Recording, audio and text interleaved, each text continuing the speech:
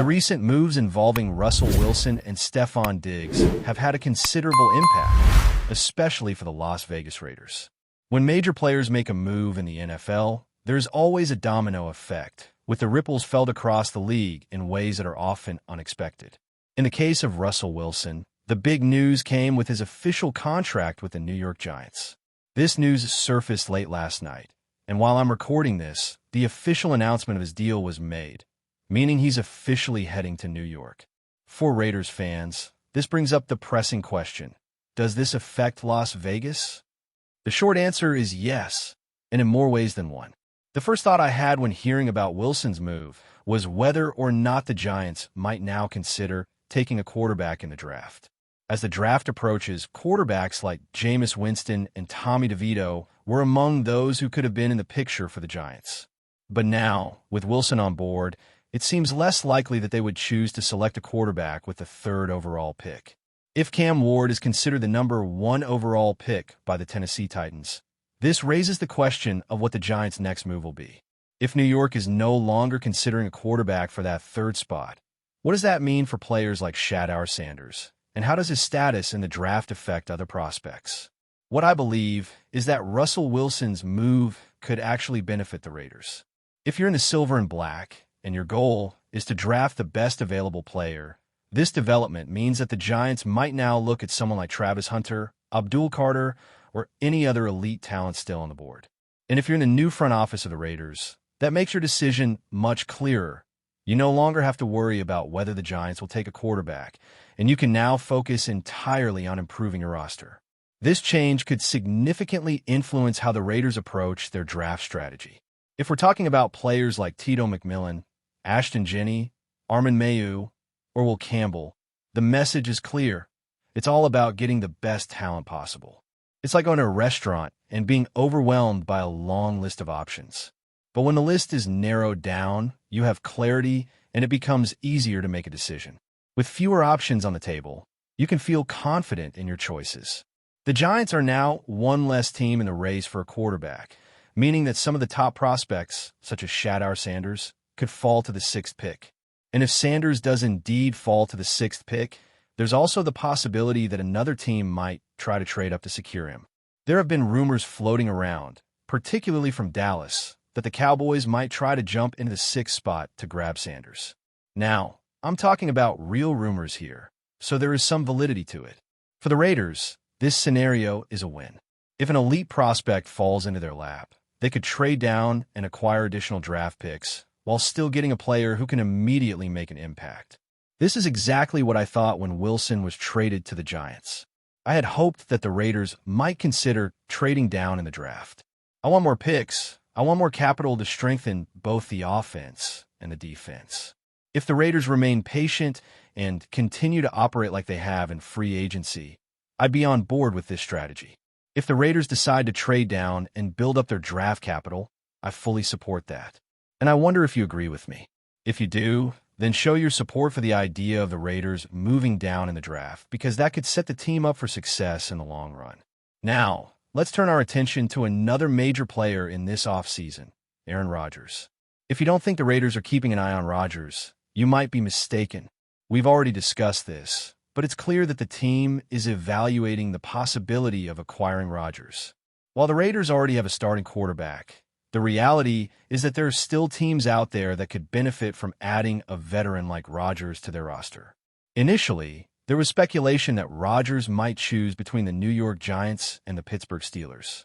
The Raiders are scheduled to face the Giants in the 25th, and there is a real possibility that Rodgers might end up playing at Allegiant Stadium. However, that now seems unlikely, as all signs point to Rodgers heading to Pittsburgh, staying in the AFC. This would be a huge boost for the Steelers, giving them a much better shot at securing a wild card spot, especially considering that without Rodgers, they might have had to rely on Mason Rudolph or even Jackson Dart as their starting quarterback. With Rodgers staying in the AFC, this is another challenge for the Raiders, as it creates more competition within the conference. A close source to the Steelers was asked about how much Pittsburgh would be willing to offer Rodgers, and it's been reported that the team could offer anywhere from $25 to $30 million per year. That's an interesting figure to consider, especially since Rodgers might end up getting even more than that. If Rodgers signs for $40 million, this could have a big impact on other quarterbacks around the league, including Geno Smith.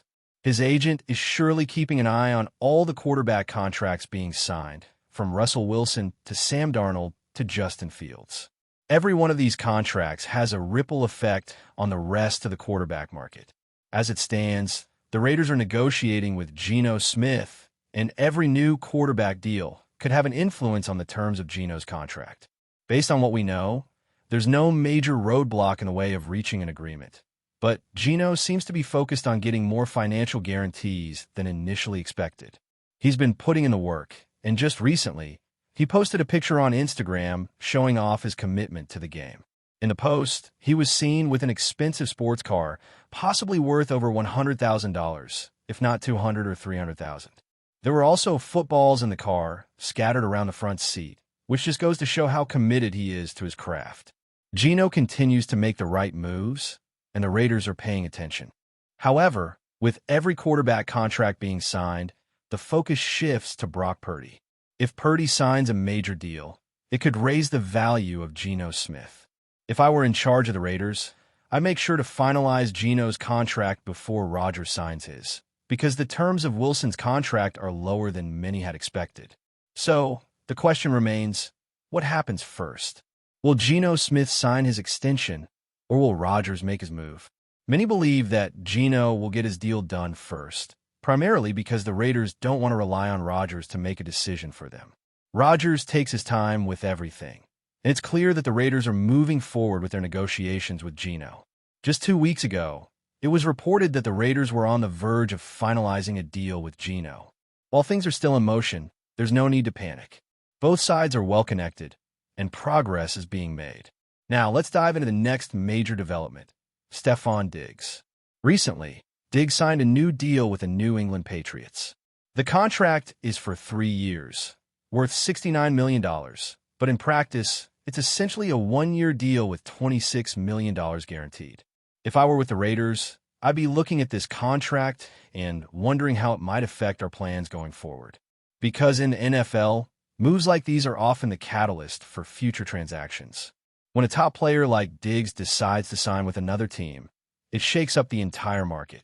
We're not talking about Amari Cooper here. We're talking about Stefon Diggs, the top wide receiver on the market, and that means other receivers like Amari and Keenan Allen are now thinking, if Diggs is getting that kind of money, I want that too. Diggs' contract may set the tone for the rest of the wide receiver market, especially for the veterans. If the Raiders are considering adding a receiver, they may now be competing with New England, who has the most cap space. When you're up against the Patriots in free agency, it's tough because they have shown they're willing to spend big. And I'm fine with that because I don't want the Raiders to overspend, especially when it comes to a player who's coming off a significant injury. The Raiders currently have the second largest cap space in the league, and many teams are eyeing wide receivers, which could give the Raiders the upper hand if they decide to go after one in free agency. However, the organization has shown that they prefer to add experienced players without breaking the bank, which is why a veteran like Robert Woods could be a more logical fit. Woods is coming off a down year, but he's still a solid player, and with his connections to the USC program, he could be a good fit for the Raiders. But the question remains, what exactly do the Raiders want? If they were to sign a receiver like Tyler Lockett, Keenan Allen, or Robert Woods, which one would excite you the most? Personally, I'd be more excited for Keenan Allen, but Tyler Lockett seems like the most logical choice, given his ability to help guide younger players while still being productive on the field. He's not the biggest name on the market, but he fits the team's needs. Meanwhile, Robert Woods might be a cheaper option, but his productivity has declined in recent seasons. The Raiders need to make the right call here, and I believe they're focused on bringing in a veteran who can contribute immediately without breaking the bank. In addition to Lockett and Allen, the Raiders are reportedly keeping an eye on several wide receivers during the draft, including Tito McMillan and Achacha Ibuka, as well as Jalen Noel. The team is also looking at other prospects who can help add depth to the receiving core, but whether they choose to go after a veteran or a rookie remains to be seen. Regardless of the decision, the Raiders are in a strong position to improve their offense this offseason. With the salary cap space and a solid draft position, the team has plenty of options to bolster their roster and set themselves up for a successful season ahead. And with players like Lockett, Allen, and Woods potentially on the table, the Raiders have to make sure they're taking the right steps to build a competitive team. As the Raiders continue to evaluate their options, they're also keeping an eye on some potential draft picks. One of the most important positions they're focusing on is offensive line, and it's been reported that the team is scheduled to meet with Charles Grant, an offensive tackle from William and Mary, who could be a solid pick in the second round with the 37th overall selection. Grant is a player who could add depth to the line, helping to protect whoever is under center in Las Vegas. This aligns with the team's ongoing strategy of improving the offensive line while still considering the importance of bolstering other areas like the wide receiver position. In addition to Grant, the Raiders are also planning a private visit with Luther Burton, a wide receiver from Missouri. Burton is considered a threat down the field and could provide the Raiders with another option at receiver. The team's focus on these positions shows they are committed to strengthening their roster and ensuring they have the right players in place for the future. While it's clear that wide receiver remains a priority, it's also important to remember that the Raiders have already made some significant moves to reinforce their roster. They've confirmed the re-signing of Matthew Butler, which was discussed a few weeks ago, as well as Jordan Meredith and Sam Webb, who were also extended. These moves demonstrate the team's commitment to keeping core players while also looking to add talent from both the draft and free agency. The Raiders are actively working to balance their roster, addressing key needs without overcommitting to one position. As the offseason progresses, the Raiders will continue to monitor the market for free agents and potential trades, keeping an eye on how other teams are shaping their rosters. With a mix of veterans and young talent, the Raiders are positioning themselves for a competitive season. Their focus on both immediate improvements and long-term growth is evident. And with key decisions still to be made, it's clear that this offseason will be crucial in determining the future of the team. The upcoming draft, combined with free agency moves and internal decisions, will shape how the Raiders approach the next phase of their rebuild and where they aim to be in the coming seasons. Before we continue, don't forget to subscribe to our channel and give this video a like. Your support helps us keep bringing you the latest updates on our Las Vegas Raiders. And don't be shy. Drop your thoughts on the news in the comments below. In a move that has left fans and analysts buzzing, Jakobi Meyers, the once promising wide receiver for the Las Vegas Raiders, is departing from the team after a brief but impactful stint. The announcement came as a shock to many, considering Meyers' significant contributions during his time with the Raiders. But what led to this decision, and what does it mean for both Meyers and the franchise moving forward? Meyers, who made headlines with his remarkable performances in the 2023 and 2024 seasons, quickly established himself as a key weapon in the Raiders' offense. His debut season with the team saw him snagging 71 receptions, over 800 yards, and 8 touchdowns, including an unforgettable 2-touchdown game against the Denver Broncos.